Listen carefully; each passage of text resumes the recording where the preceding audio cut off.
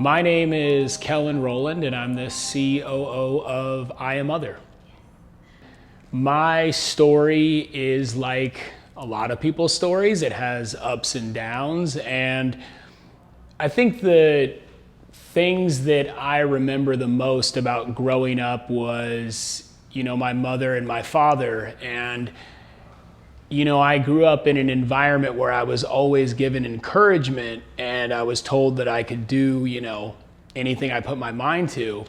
But at the same time, I grew up with, challenges and confusion. And some of that stuff started early because my mother is Irish and my dad is African American. So when, your dad is black and your mom is white and you essentially look Caucasian, you don't really understand how to compute that as like a small kid, and you get picked on, and it kind of like, kids don't know how to understand that. But it gave me a really incredible perspective on the world to just understand that not everything is what it seems, and you have to kind of push through. And going into college and really wanting to be the person that like my family always kind of told me that I could be. And then I was really fortunate because I got to surround myself with a lot of really good mentors early on, and these were friends, parents, and relatives. And the whole "it takes a village" is really true, right? Like, we're raised by all the different people we encounter, whether it's a teacher, an aunt, an uncle, a friend's mother, father. And I think for me, what I would kind of say that was important is that I tried to learn from everybody. Like, we didn't have money. Like, we were living, check to check. And I knew what like an overdraft fee was when I was like 9, which is an odd way to figure that out. But my friends might have money, and I was like, oh, like, how'd they get that money? And I would like talk to their parents, and I was so curious to learn about what they did. And, I think even though my parents, weren't wealthy from a monetary standpoint, we had a loving home. So, I'll take that any day of the week. And eventually I went off to college, again with friends and family really supporting me, and I got a degree from University of Wisconsin. Got a communications degree. I don't know if it's relevant to today, but I had a lot of fun in college, which we won't get into today.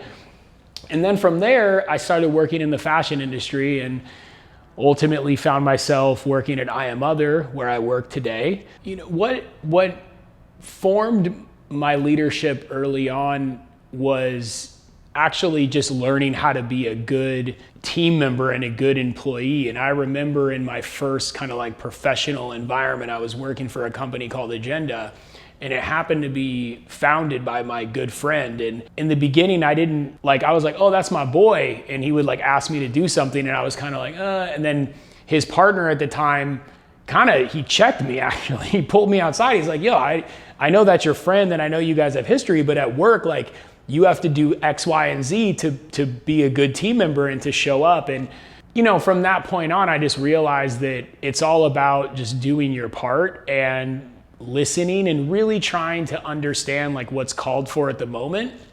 And then I don't think you really get trained to be a leader. Like, all of a sudden you're a manager and you have people like reporting to you. And it's like, I remember back in the day when, you would have an issue with a coworker and you just go outside and like have it out. And like now in this day and age, that's like 20 years ago. In this day and age, there's a lot more protocol and there's a lot more systems in place. But ultimately, you have to learn every day how to be a better leader. I read a lot of books. I found mentors early on in my life. And the other thing, which is critical, is understanding that it's not about you. Like, you're there to help their career. You're there to help your team's career. And the reality is that being a leader is not about like barking orders. It's about getting in the trenches and frankly, just doing what it takes. And you got to lead by example. And then when you get that part down, like leading by example, etc., I think you read books and you try to learn like specific management techniques, and whether it's goal setting or how to, boost team morale or get people engaged. And, because ultimately, like, leadership really is, you're just asking people to follow you on what usually is a crazy ass journey. So it's like, okay, do you want to come help me? We're going to try to do some shit that's really hard, and hopefully, we don't, kill ourselves on the way, and we make greatness. But even with like a huge failure, you just learn. I think the biggest lesson though, I think for maybe some of the more seasoned kind of, maybe further along in your career, is that every day you're gonna face a situation that feels like a catastrophe. Every day you wake up, it's like, oh my God, this has happened, or oh, I thought we were gonna do X, now we can't do X. And to me, it's all good, because after a while you can look back in your video recorder, your database of information, and realize that you've overcome 1,000 disasters and none of them killed you yet. So why is disaster that might be waiting for us tomorrow any different than the one you got through last year? When you're building a team, the big challenge, and it's the thing that often gets overlooked, and I'm guilty of this too, I'm not preaching here, but getting clear on what the objectives are of the organization. What are we trying to accomplish? What is this division of the organization trying to accomplish? What is success? Whatever that's KPIs, OKRs, whatever the fancy kind of like book version of that is. But really, it's like, what are we trying to accomplish? And if you can get clear on what you're trying to accomplish, then it allows you to be very specific on the type of team member you're looking for, the type of candidate you're looking for. And it's kind of snarky, but you got to hire slow. On the other end of that statement is you have to fire fast, which that's, people don't like that. But so take your time hiring, get very clear on what the objectives are and the job description. And then when that person starts, work with them, properly onboard them to the company, to the ethos, to the mission, to the culture, and then work with them to create a 90-day plan, a 30-day plan, a 200-day plan, and then give them a clear definition of what you're looking for. Most breakdowns in management and the workplace is misaligned expectations or misaligned, feelings of what I'm supposed to be doing. You think I'm supposed to be going left, I think you're supposed to be going right. All of a sudden it's a bad match between manager and employee, and it really could have been solved with just simple, productive confrontation.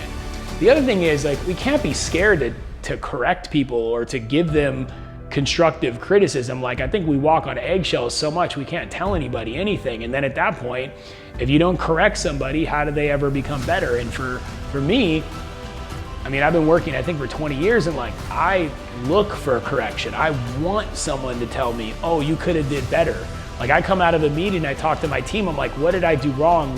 How could we have shown up better? And sometimes, like, I was in a meeting a couple of days ago, maybe it was a couple of weeks, but like, one of my coworkers was like, yo, you were flat. You didn't bring it. And I was like, okay, thank you, noted. I'm gonna bring it next time. For me, when you're wrong, you're wrong. I'm not perfect, and leadership is not about presenting yourself as infallible. So I'm often wrong. I'm more interested in the best idea, not having the biggest idea. So I'm constantly taking a back seat to the team because often they have better ideas than me. So if you're barking orders at everybody, you're not really a leader. You're like just a boss, but not like a cool boss thing word, whatever that is. Like, reality is, like, you got to encourage people. You have to inspire somebody that they can do more than they think they can, because everybody was hired to a job at some point in their life that they were not qualified for. And that doesn't mean they shouldn't have got the job. Those who succeed generally have a nurturing ecosystem around them to help them grow into the role. And if we're not growing into new roles and growing into new positions of our career, then we're not. And I think, again, that's another thing that we need to work on as just a society of, like, how do we coach our managers and train our teams to grow versus, you don't know how to do this, so, we're on to the next. So when you're scaling a business, there's a couple fundamental things that you'll generally need. One is access to capital. Can you finance the orders of the retailer? The other element is like, do you have a team to execute the business relationship with the retailer? For instance, look at the selling reports, take the information, understand it, and then use it to make a tactical plan to grow. The other thing is you're gonna need a marketing plan that can reach that broader demographic. The beauty of selling into like a local boutique or even a smaller store is it's generally easier to get in front of their audience through their website or their social media or your social media. But as you graduate into the bigger stores, with the bigger stores come bigger brands and bigger competition. So now your marketing budget might be going against $1 billion brand's marketing budget. So you have to be scrappy to get in front of them and to make it work. And, ultimately, have a clear reason that you want to go into that retailer. And if the reason is just you want to sell more products and make more money, that may not be compelling. I think to get the buyer's attention, you want to ask yourself, what am I providing your customer that you're currently not getting with your current portfolio of brands? Now, when you're the hot brand and everybody is courting you, the one thing you want to consider is, okay, all these retailers want me. What's the best retailer to work with in the trajectory of my brand's life? Meaning, if you go too big too early, you might lose your core customer base. If you wait too long, maybe the trend passes you and they move on to other brands. So it's like, it's timing, it's finances, it's also having the team to execute against the demands of that retail environment. Because, when you're in a bigger retailer, it comes with a bigger commitment. Sometimes it's like markdowns or credit memos or market spends. And, if you ship a giant order, the biggest order you've ever shipped to a bigger retailer, and it doesn't sell, they are gonna call you and ask you to take it back. And maybe the goods are in good condition, but you can't resell them. So can your balance sheet absorb a $300,000 return? And those are the things that you want to calculate as you make that step into bigger retail.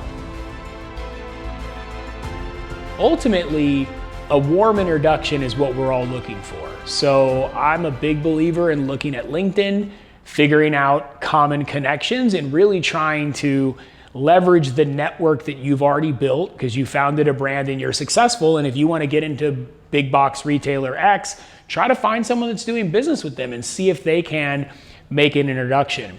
The other very common route is to align with a sales agency. So a sales agency would be a multi-group that represents multiple brands and has reps all over the country. If you have your brand in that showroom or that agency, the implication is that they have a relationship with those retailers and they're going to be able to include your brand in their next meeting. So warm introduction, LinkedIn, and then, a sales agency or hiring a sales manager or sales director that brings those relationships to the table. And then there's the other side of it. Send a package with your product in it and say, hey, I'd really love to do business with you. And from there, include a return shipping label and say, look, you can either keep the samples or you can send them back. That's literally how, when we had our old showroom, we were the Agenda showroom at that time, we weren't the network yet. When we had the Agenda showroom, we literally took all the t-shirt brands in our showroom, 2 or 3 t-shirts from each brand, the best styles, and we sent boxes to like Macy's, Zoomies, Urban, The Buckle, and we just said like, hey, we're the Agenda showroom, we'd love to work with you. Here's our brands. If you're interested, hit us on email. If you're not, keep the samples, or here's a return label, like easy peasy. And we opened up like 2 or 3 retailers like that and ended up having, multi-million-dollar businesses with those retailers over the course of like 8 or 9 years, well, maybe even tens of millions, maybe higher. And that was just from like sending someone a box of samples. Now that was like pre-Instagram and all that. So like maybe you just got to hit someone up on the DM. Like I would not be afraid to DM a buyer and say, hey, I'm a founder, I want to get in front of you. Like, what's the worst case that happens?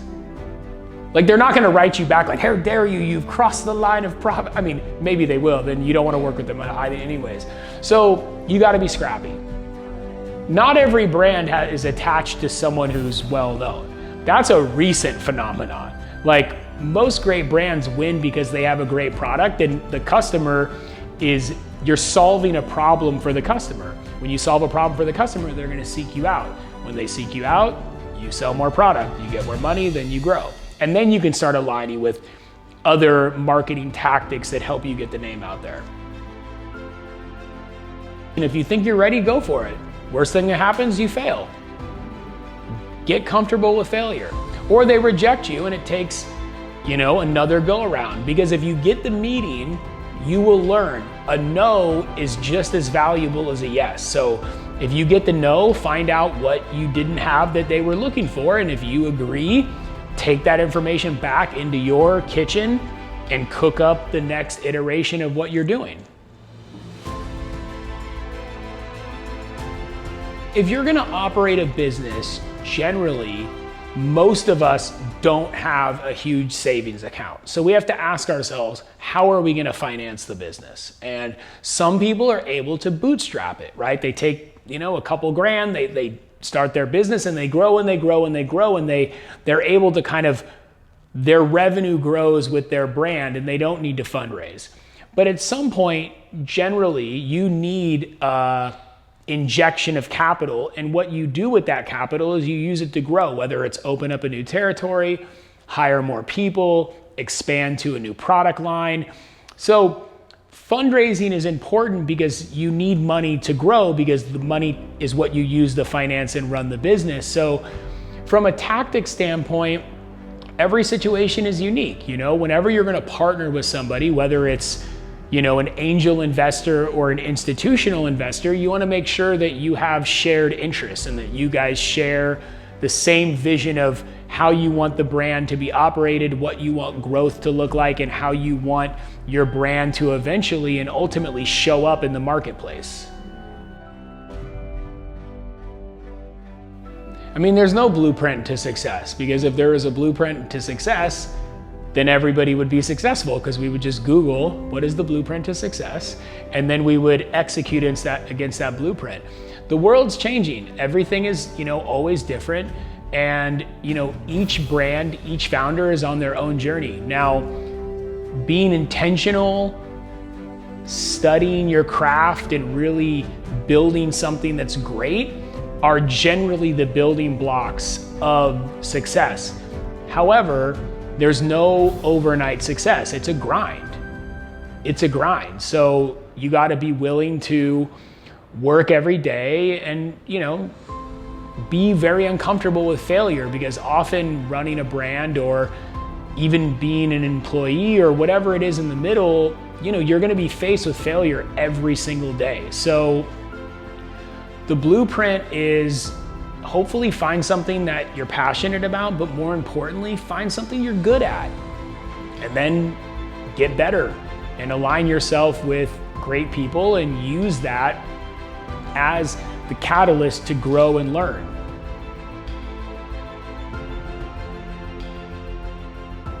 "50 years from now, how will the work today transform the planet that I do today?" Well, 50 years is a long time. I'm hoping that through the work that we do, we find ways to inspire people to push beyond their boundaries. On a personal note, and this is probably not the direction that most people take this question, in 50 years, I hope that my kids and my family and my friends' kids and my mentors' kids and everyone that I've met along the way is doing different things than we're doing and doing better things and hopefully making the planet a better place. And I feel like, working, for who I work for, he has such a big vision of how he can, really transform the world. So just being a member on that team is so critical, and seeing the work that's being done with Black Ambition and Felicia, and really trying to change the complexion and what's going on the cap table, and really putting people in a position to not just make good money and have an impact, but really create a fundamental change in how people are hired, who gets opportunities. All those things are ultra critical, and what's going on with Yellow and really just trying to reimagine, education and make sure that no one is really being left behind and that everyone's getting an opportunity to reach their maximum potential. Look, I think at the end of the day, it kind of comes down to you gotta believe in yourself, surround yourself with people that love you and that you love. Realize that sometimes it's not as serious as it feels like it is in the moment, and you'll get through it. I would say maybe not a code, but to me, the biggest blocker in a lot of people that I see is themselves. It's you self-limit your ability. So if we can all, for a second, imagine that we're capable of anything, I think everyone will have a better outcome. However, I don't want to say that and sound like it's not much more difficult for a lot of people.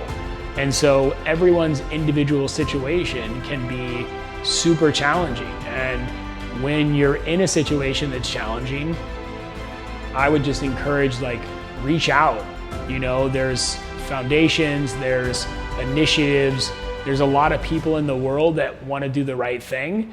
And if you're willing to kind of do the work and look around, there's maybe more opportunity for you. But it's tough, it's not easy. Life can be really challenging for all of us individually and sometimes as a collective group. And sometimes we're just not on the same page, and that could be really discouraging. So ultimately, maybe the code for me is meditation. Just take a deep breath, meditate. I started meditating 6 or 7 years ago, and just understanding that I'm not my thoughts or my feelings, and having the space to actually take a step back from a situation and react versus respond has been fundamental to my well-being. These things work for me. It's not meant to be preachy. It's not, this is the only way. This is directly from my life experience, and I would put as much value and weight on your life experience and what works for you. So I'm really trying to learn and grow every day, and I hope this was helpful. And thanks to Black Ambition for including me, and just the work that's being done is very inspiring. I am available to reach on Instagram or Twitter or whatever. It's just at Kellen Roland. I'm not on there a ton, but I will get back to you if you message me.